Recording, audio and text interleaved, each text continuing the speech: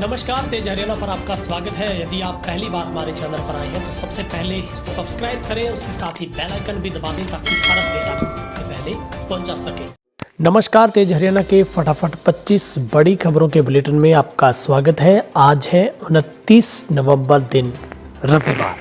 यदि आप हरियाणा से हैं तो सबसे पहले चैनल को सब्सक्राइब जरूर कर लें ताकि रोजाना हरियाणा की हर अपडेट आपको सबसे पहले मिल सके। तो चलिए बिना कोई वक्त गवाए शुरुआत करते हैं हरियाणा की 25 बड़ी फटाफट खबरों की।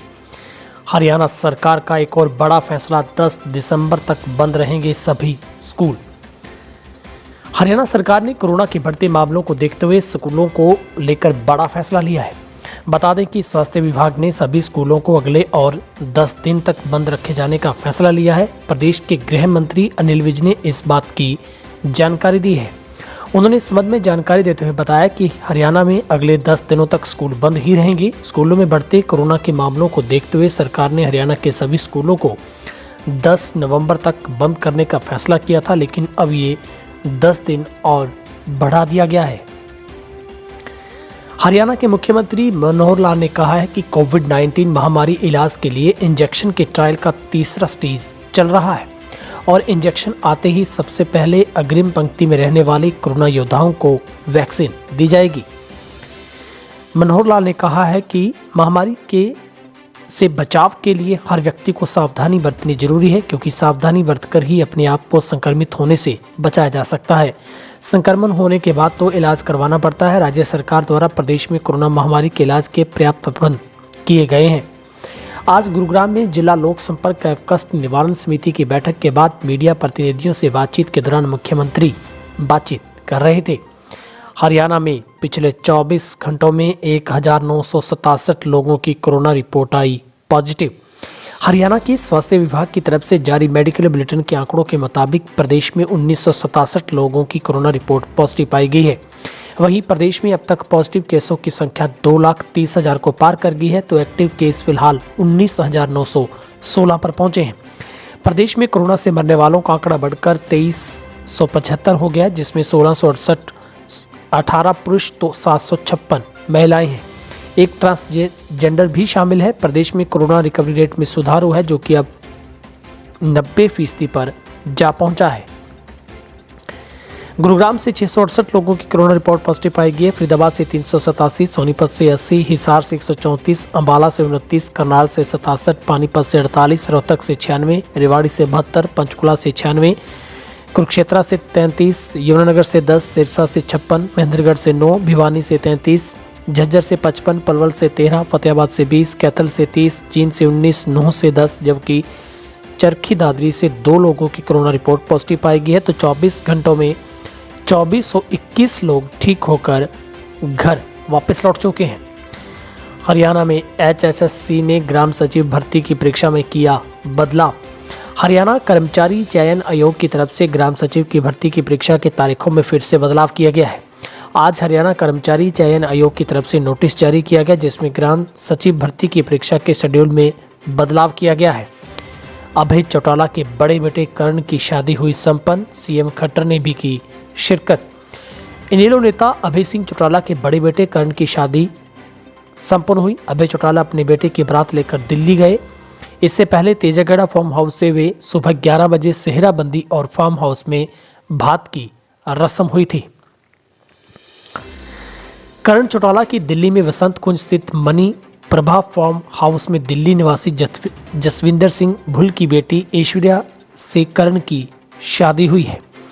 आपको बता दें कि कर्ण की शादी के बाद अभय चौटाला के छोटे बेटे अर्जुन की शादी भी 30 नवंबर को होनी है। अभय सिंह चौटाला के छोटे बेटे अर्जुन की बारात लेकर वे यमुनानगर के लिए रवाना होंगे। पूर्व पार्षद के मौत के लिए मजबूर करने के आरोपी IPS मनीषा चौधरी रिलीव। हरियाणा के गृह मंत्रालय के additional chief secretary Rajiv Arora की ओर से शनिवार को पत्र जारी करके पानीपत के SP मनीषा चौधरी को तत्काल प्रभाव से रिलीव करने का निर्देश दिया गया है। हरियाणा कैडर की IPS मनीषा चौधरी को केंद्र सरकार ने 10 नवंबर को चंडीगढ़ की सिक्योरिटी और ट्रैफिक SSP के पद पर पदोन्नत किया था, लेकिन रिलीविंग की होल्ड कर लिया गया था। एसपी मनीषा चौधरी समेत 3 पुलिस अफसरों के खिलाफ पूर्व पार्षद हरीश शर्मा की और उनके सहयोगी राजेश शर्मा को आत्महत्या के उकसाने का केस दर्ज है। पूर्व पार्षद हरीश शर्मा ने 19 नवंबर को बिंजोर नहर में कूदकर आत्महत्या कर ली थी।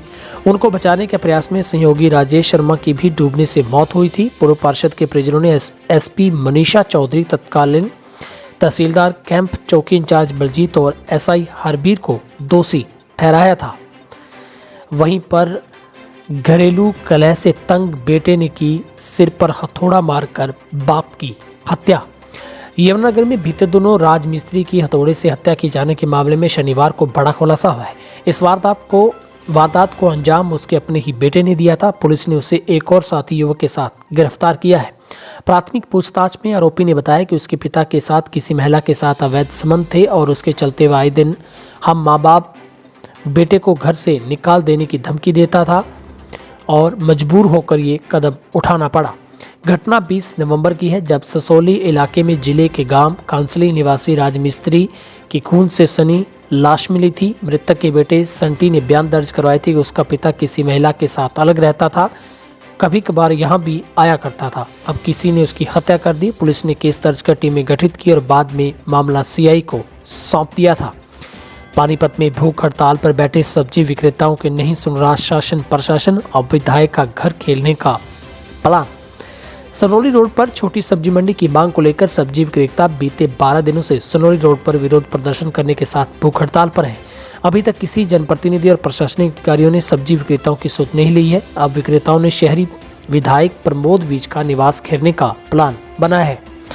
फड्डी मासाखोर एकता समिति के प्रधान प्रेम कुमार ने बताया कि सनोली रोड स्थित सब्जी मंडी को शिफ्ट करके प्रशासन ने हजारों गरीबों का रोजगार छीन लिया है।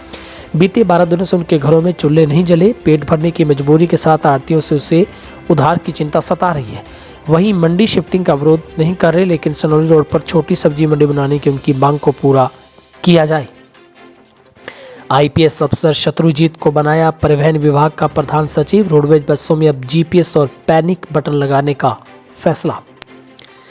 हरियाणा रोडवेज की बसों में जल्द ही कुछ प्रमुख बदलाव होने वाले हैं। ये बदलाव महिला सुरक्षा में भी सहायक होंगे। दरअसल प्रदेश में खराब हालात से गुजर रही बिजली विभाग को सुधारने के बाद अब प्रदेश सरकार ने आईपीएस अधिकारी शत्रुजीत कपूर को परिवहन विभाग की बड़ी जिम्मेवारी सौंपी है। उन्हें परिवहन विभाग के प्रधान सचिव बनाया गया है। उन्होंने महिला सुरक्षा की दृष्टि से रोडवेज की बसों में जरूरी मॉडिफिकेशन के लिए कानून में नया प्रावधान कराया है। बदलाव के बाद अब हरियाणा रोडवेज की बसों में जीपीएस लोकेशन ट्रेसिंग और पैनिक बटन सिस्टम लगाया जाएगा। आईपीएस अधिकारी का कहना है कि ट्रांसपोर्ट हर व्यक्ति की मौलिक जरूरत है। आर्थिक संकट से पहले हमारी प्राथमिकता प्रदेश के 2.5 करोड़ जनता को सुविधाएं देने की रहेगी। गृह मंत्री शाह ने कहा, किसान अपना प्रदर्शन शिफ्ट करें, अगले ही दिन सरकार आपसे बातचीत को तैयार। केंद्रीय गृह मंत्री अमित शाह ने सोशल मीडिया पर कहा है कि भारत सरकार प्रदर्शनकारी किसानों से बातचीत के लिए तैयार है। कृषि मंत्री ने 3 दिसंबर को बातचीत के लिए किसानों को आमंत्रित किया है। सरकार हर समस्या और किसानों की मांग पर बात और विचार के लिए पूरी तरह से तैयार है। शाह ने आगे लिखा है कि अगर किसान 3 दिसंबर से पहले बातचीत करना चाहते तो मैं उन्हें भरोसा दिलवाना चाहता हूं कि आप अपने प्रदर्शन को तय स्थान पर शिफ्ट करें। अगले ही दिन सरकार आपकी हर समस्या का समाधान करने के लिए बातचीत करेगी। बता दें कि कृषि बिलों को लेकर पंजाब और हरियाणा के किसान दिल्ली के बॉर्डर पर प्रदर्शन कर रहे हैं। स्कूली छात्राओं को टैबलेट देगी हरियाणा सरकार, 12वीं के बाद वापस लौटाने होंगे। हरियाणा सरकार ने कोरोना को ध्यान में रखते हुए सरकारी स्कूलों के बच्चों को निःशुल्क टैबलेट देने की योजना बनाई है, मगर ये टैबलेट 12वीं कक्षा के बाद वापस स्कूल को सौंपना होगा। डिजिटल शिक्षा के मद्देनजर छात्राओं को सुविधाओं के लिए ये फैसला लिया गया है। सरकारी स्कूलों में पढ़ रहे कक्षा 8वीं से 12वीं के सभी वर्गों जैसे सामान्य श्रेणी, अनुसूचित जाति, पिछड़े वर्ग के सभी अल्पसंख्यक वर्गों व लड़के व लड़कियों को डिजिटल एजुकेशन की सुविधा उपलब्ध कराने के लिए टैबलेट देने का प्रस्ताव हरियाणा सरकार के पास विचाराधीन है। पुस्तकालय की तर्ज पर इस योजना में ये टैबलेट विभाग की संपत्ति होगी, जिसे विद्यार्थियों को उपलब्ध करवाया जाएगा और 12वीं पास करने के बाद विद्यार्थियों को ये वापस भी करने होंगे।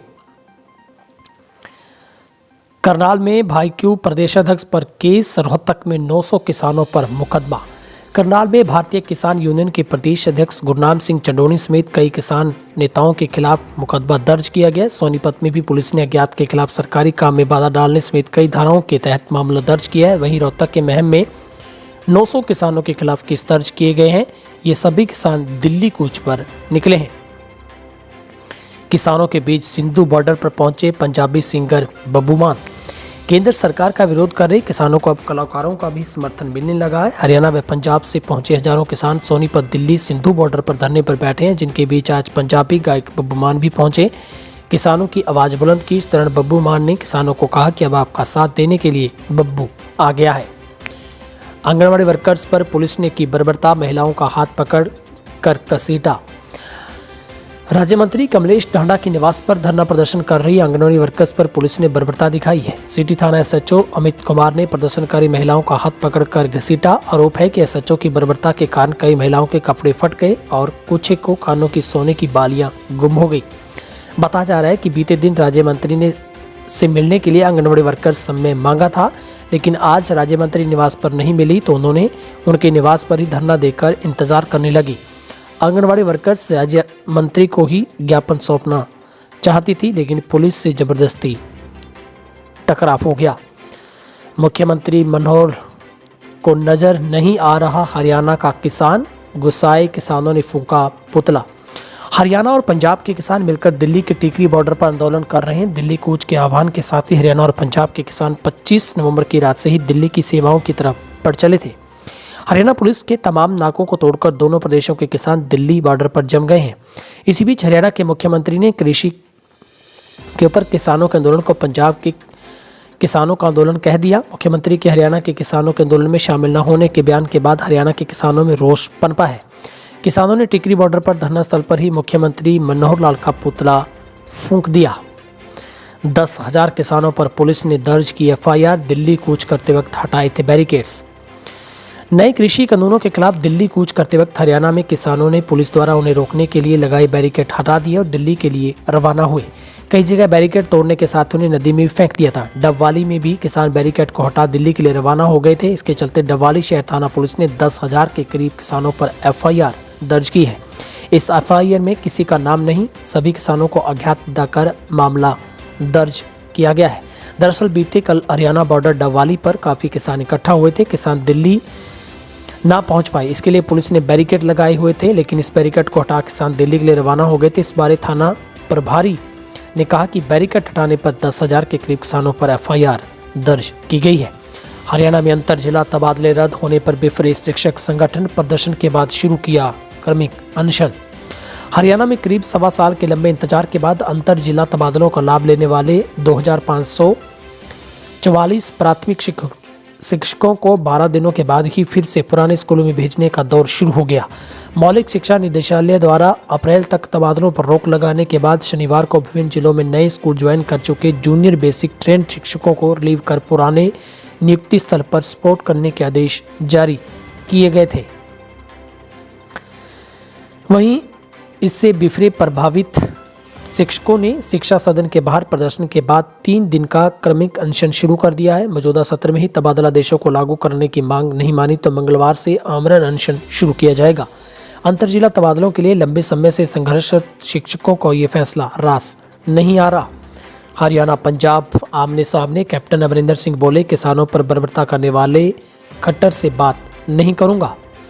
किसानों के मुद्दे पर हरियाणा पंजाब आमने सामने हो गए हैं। हरियाणा के सीएम मनोहर लाल ने कहा है कि उन्होंने किसानों के मुद्दे पर बातचीत के लिए कई बार पंजाब के सीएम कैप्टन अमरिंदर सिंह को फोन किया, लेकिन कैप्टन ने बात करने के लिए लाइन पर नहीं आए। मुख्यमंत्री खट्टर ने कि इस आरोप का अमरिंदर सिंह ने जवाब दिया है। कैप्टन ने कहा कि मनोहर लाल झूठ बोल रहे हैं, उन्होंने फ़ोन करने की कोशिश तक नहीं की। उन्होंने कहा कि अब वो उनकी कोई भी बात नहीं सुनना चाहते, वो चाहे जो मर्जी कर ले, उनके साथ वो बात नहीं करेंगे। हरियाणा के सीएम मनोहर लाल को खालिस्तानी आतंकियों के निशाने पर धमकी भरे पोस्टर वायर। हरियाणा में किसान आंदोलन के दौरान सोनीपत व पानीपत के बीच असामाजिक तत्वों द्वारा पाकिस्तान जिंदाबाद के नारे लगाने संबंधी वीडियो वायरल होने के बाद मुख्यमंत्री खट्टर के लिए धमकी भरा पोस्टर जारी होने की खबरें सामने आई हैं। पाकिस्तानी खुफिया एजेंसियों के इशारे पर चलने वाली आतंकी गुरपतवंत सिंह ने हरियाणा के मुख्यमंत्री खट्टर को धमकी दी है। इंटेलिजेंसी ब्यूरो आईबी की ओर से इस बारे में हरियाणा की खुफिया एजेंसियों को न केवल सूचना दे दी गई है, बल्कि उन्हें सतर्क भी कर दिया गया है। हालांकि राज्य की खुफिया एजेंसियों ने आईबी की इस सूचना के रिकॉर्ड में आने से इनकार किया है। आप सभी से गुजारिश, कोरोना से एहतियातन सामाजिक दूरी और चेहरे पर मास्क का इस्तेमाल जरूर करें। यदि आप पहली बार नए हैं, हमारे चैनल पर आए हैं, तो आप चैनल को सब्सक्राइब भी जरूर करें, बेल आइकन दबा दें ताकि हरियाणा की हर अपडेट आपको सबसे पहले मिल सके। फिलहाल हरियाणा की 25 बड़ी फटाफट खबरों के बुलेटिन में आज के लिए इतना ही। आप सबका दिन शुभ रहे।